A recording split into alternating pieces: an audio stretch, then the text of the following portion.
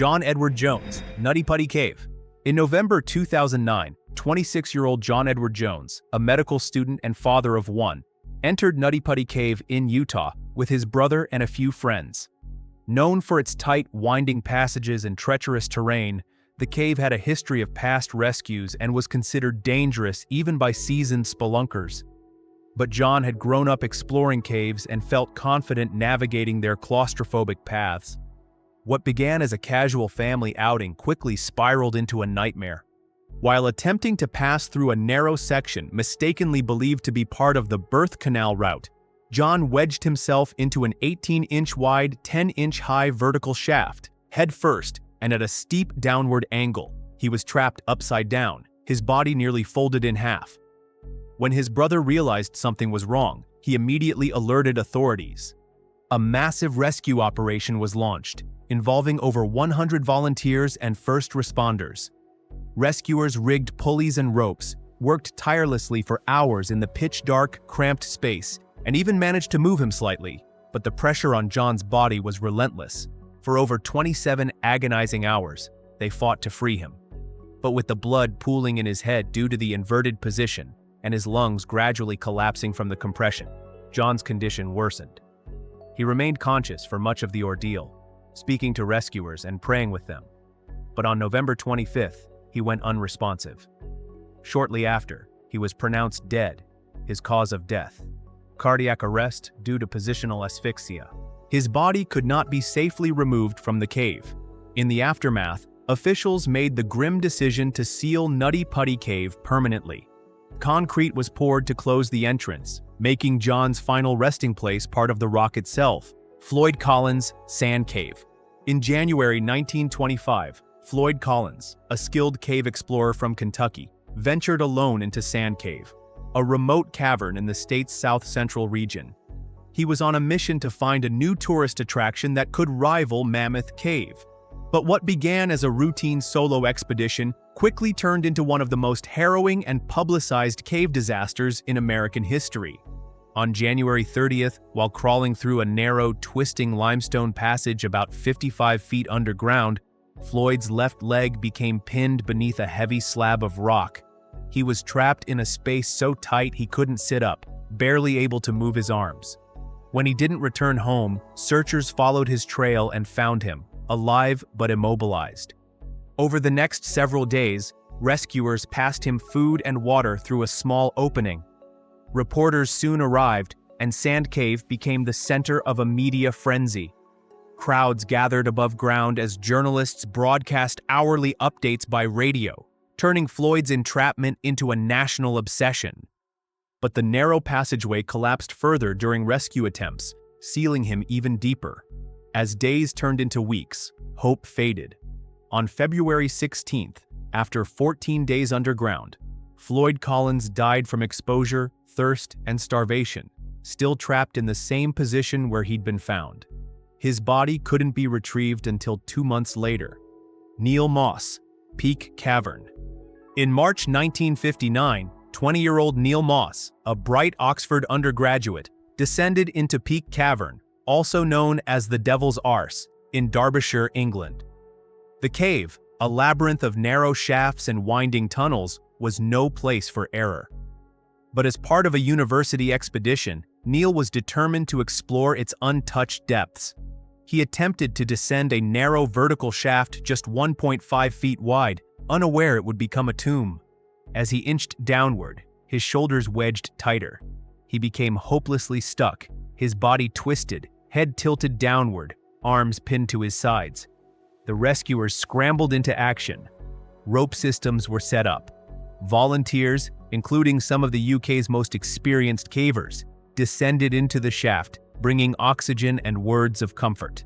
But time was slipping through their fingers. The air in the shaft was thick with carbon dioxide, likely released by Neil's own exhalations trapped in the tight space.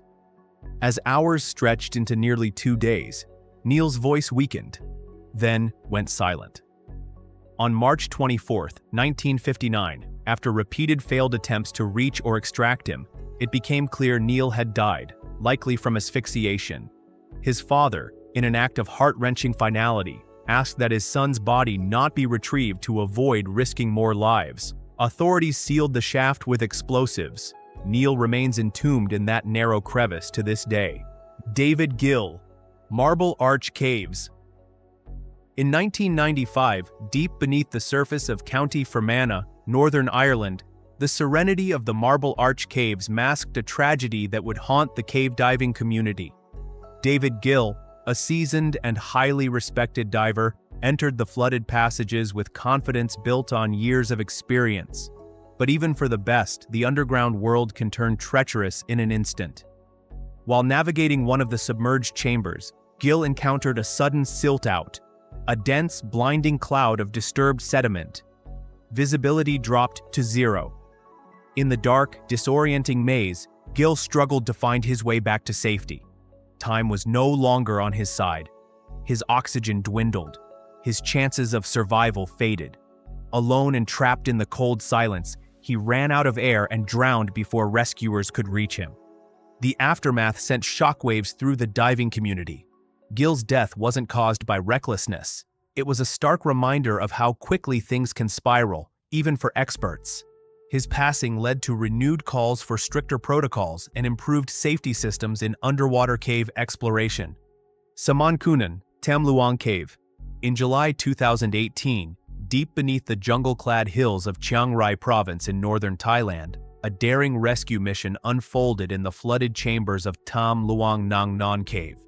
Among the elite team risking everything was 38-year-old Saman Kunan, a former Thai Navy SEAL. Just days earlier, 12 boys and their soccer coach had been discovered alive after vanishing into the cave system during a sudden monsoon. With oxygen levels plummeting and time running out, a complex international effort surged into motion. Saman, now working as an airport security officer, volunteered to rejoin the fight. On July 5th, during a supply run to deliver air tanks to the boys trapped over 2 kilometers inside, Saman lost consciousness while swimming out of the cave. His diving partner tried to revive him, but it was too late. Saman died from lack of oxygen. His body was retrieved hours later and flown home in solemn honor.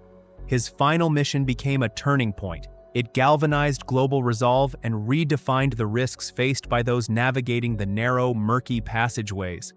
Just days after Saman's death, the world watched as, one by one, the boys were extracted in a high-stakes operation spanning 3 days, ending July 10th. 13 lives saved, 1 life lost. Saman Kunan was posthumously promoted and declared a national hero in Thailand. Brett Hemphill, Phantom Spring Cave. In the early morning hours of October 4th, 2023, Brett Hemphill, aged 56, a pioneer in cave and technical diving, commenced a record-breaking dive into Phantom Springs Cave, located deep in West Texas. Known for pushing boundaries, Hemphill was exploring one of the deepest underwater caves in the United States, driven by decades of fearless ambition. At around 10:45 a.m., accompanied by fellow Karst Underwater Research Director Andy Pitkin, Hemphill descended beyond 450 feet, resolving to survey a new lead more than 7,300 feet into the cave system. The logline trace in the murky depths reflected steady breaths, the mechanical rhythm of rebreather gear, and escalating pressure, each foot adding strain, yet fueling Hemphill's focus. Around 570 feet deep, Hemphill was captured on video securing the guide rope to a rock, his last seen moment. Suddenly, the dive team became separated. Pitkin, surveying the passage, noticed Hemphill's light vanish. Assuming he had begun his ascent, Pitkin waited, but Hemphill never reappeared. As the alarm spread across the cave diving community, expert divers from across the country mobilized to assist. Over the next 4 days, Pitkin and a specialized recovery team navigated over 450 feet of silt-laden water, following the rope line into the blackness, retracing Hemphill's final path. On October 8th, Hemphill's body was located and later brought to the surface by his own team. A medical examiner was tasked with determining the precise cause of death. At the time of his disappearance, Hemphill may have reached a new U.S. cave diving record, approximately 570 feet, surpassing his previous benchmark. Brett Hemphill's tragic death in October 2023 stands as a solemn testament to the profound risks of deep cave exploration. His legacy endures, not just in records or maps, but in the courage he embodied and the conservation work he fiercely defended in the uncharted world beneath our feet. Don't forget to like and subscribe. I've got more interesting videos coming up on the channel. Agnes Malauka, Tank Cave. Agnes Malauka was a rising star in the world of cave diving, bold, brilliant, and respected by peers across the globe. On February 27, 2011, the 29-year-old explorer entered Tank Cave near Mount Gambier, South Australia, a labyrinthine system known for its tight passages and dense silt. It was familiar territory for her. She had mapped parts of the cave herself. But that day, something went terribly wrong. As Agnes pushed into a narrow, silty tunnel, visibility dropped to near zero. The fine sediment, disturbed by her movement, clouded the water like smoke. In the darkness, disoriented and cut off from the main line, she became lost. Her breathing quickened, and her air supply began to dwindle. She tried retracing her path, searching for the guideline, but it was hopeless. With minutes left, she entered a panic loop every diver dreads. Trapped in a floating fog of silt, seconds from safety but unable to find it. Her body was discovered the next morning, just meters from the exit point, her tank empty. The diving community reeled. Agnes wasn't just an explorer, she was an advocate, a writer, and a role model for women in extreme diving. Theo van Eyck, Plura Cave. In February 2014, a group of Finnish technical divers, including Theo van Eyck, descended into Plura Cave in Norway, a dark, ice-covered underwater labyrinth nestled beneath the frozen landscape of Rana. Known for its beauty and danger, Plura Cave stretches deep through narrow, water-filled tunnels. The mission was bold, to traverse from the Plura entrance to Steinuglaflaget, an extensive and hazardous passage nearly 2 kilometers long. It would prove fatal. Theo, a highly skilled diver, was part of a well-prepared team. But even the best training couldn't predict what awaited them deep inside the submerged cave system. Somewhere near the most constricted section, nicknamed Death Passage, visibility dropped to nearly zero and navigation became disorienting. Theo and fellow diver Jari Usamaki became separated from the group. Moments of confusion led to panic, then silence. Both men drowned before they could reach safety. The survivors, shaken and exhausted, made the agonizing decision to leave their fallen teammates behind. Norwegian authorities deemed the site too dangerous for recovery, but what happened next shocked the international diving community. Despite the risks, the surviving divers returned weeks later and successfully retrieved the bodies in a clandestine and unauthorized recovery operation. It was a daring act of loyalty and defiance. Eric Establis, Dragonnière de Go Cave. In September 2010, renowned French cave diver Eric Establis descended into the Dragonnière de Go Cave in southern France, an unforgiving, water-filled labyrinth in the Ardèche region. On September 3rd, Establis set out alone to explore and map a new section of the submerged passage. He never resurfaced. When he missed his rendezvous time, the alarm quickly spread through the close-knit diving community. Rescuers rushed in, but the cave fought back. Tight restrictions, silt, and zero visibility made progress excruciatingly slow. Over the following days, hope faded. Divers risked their own lives probing deeper into the black, flooded maze. They eventually discovered that part of the cave had collapsed. Establis' body was located 10 days later, entombed behind rubble at a depth of over 260 feet. There was no way out. He had become trapped, surrounded by fallen rock, alone in silence. His rebreather unit was intact, indicating he had enough air. But against the weight of the earth, even experience was helpless. Establis' death shocked France. He was not a reckless thrill seeker. He was a scientist, a methodical professional. His loss sparked urgent reviews of cave diving safety and equipment reliability. Patrick Widman. In October 2019, tragedy struck the tight, submerged labyrinths of the Dominican Republic, claiming the life of one of the world's most respected cave divers, Patrick Widman. A Swiss-born explorer and training director for the Dominican Republic Speleological Society, Widman was no stranger to the dangers of deep cave systems. He had mapped and pushed countless unexplored passages, guiding others through the unforgiving silence beneath the earth. But on that fateful day, during what was supposed to be a routine dive into an uncharted section, something went terribly wrong. Patrick was exploring a remote, unexplored passage in the country's El Doudou cave system, a site known for its extreme depths and narrow restrictions. While navigating through a tight restriction, Widman became entangled in his own equipment. He was alone in that constricted space, and despite his immense skill and composure, he was unable to free himself in time. His breathing gas supply eventually ran out. When the recovery team found him, he was still suspended in the passage, entangled, just meters away from wider space. The news of his death sent shockwaves through the global diving community.